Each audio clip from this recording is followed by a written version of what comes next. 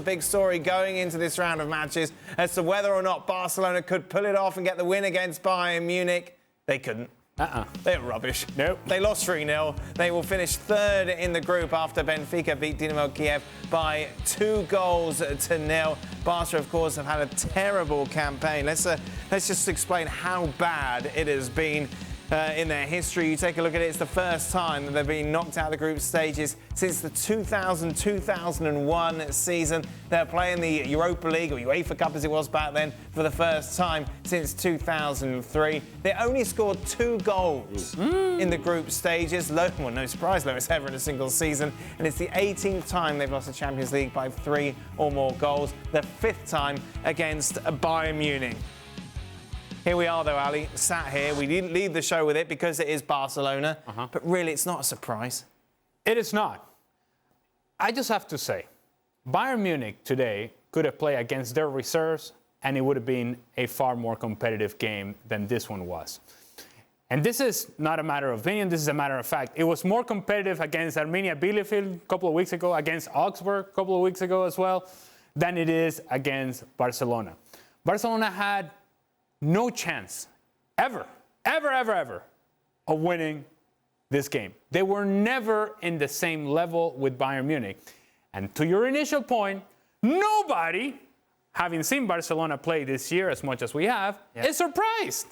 You expect this now. And that is how far down the ladder they've fallen. That you are not surprised that Barcelona is now going into Europa League, because that's where they belong. That's the sort of level that they're playing at. They are 7th in La Liga. This is a team that hasn't shown that they can score goals with any sort of consistency. They're not good defensively. They struggle through the midfield. And today the goalkeeper made mistakes as well. So what do you want? What I'll tell you is this. I could have told this to Xavi when he first came to the job, and he was saying the things that he was saying in the press conference. And we sat here, and I said back then, I'm not sure that I would be over-promising, because you're more than likely going to under-deliver. And this is indeed what has happened. Well, even with Xavi, under-delivering, regardless of what you may think of what was done by Ronald Koeman or Sergi for that matter, here's the thing. They had to win at home against Benfica. They did not. Now it was left to winning against Bayern Munich. I went from home. Never going to happen. See you guys later. Take care in Europa League. Gab? But it's interesting. Ali says never going to happen. And I might not go that far, but I would say hugely unlikely.